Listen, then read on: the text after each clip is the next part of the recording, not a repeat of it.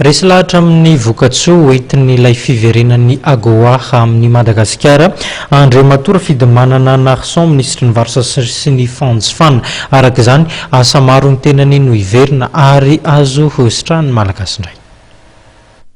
Vatra mivelany fisokafan'ny AGOA, izantsika namany ataoko hoe manomboka ny 2015 io na fin 2014 ezakitsika mametraka amin'ireo société na usine hoe ahafahana manondrana ny velany zany, surtout any États-Unis, tsy vitan'ny textile fotsiny fa eo ny essence na essence de girofle na essence ohatrohatran'izany de vanille maromaro zany miditra any États-Unis tsy mandoa afa-tsy mety manomboka tsena maromaro zany.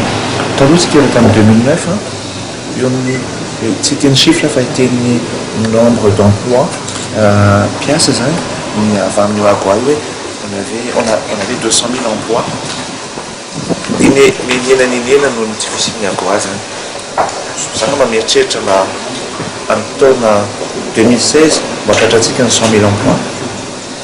Ataontsika hoe 5 ans après na 4 ans après tratratsika 200 000 emplois.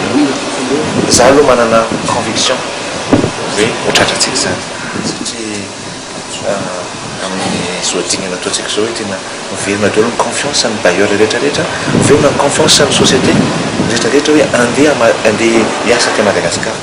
Ina moa nandeha zany voalohany indrindra ze hoe manana confiance amin'ny président antsika.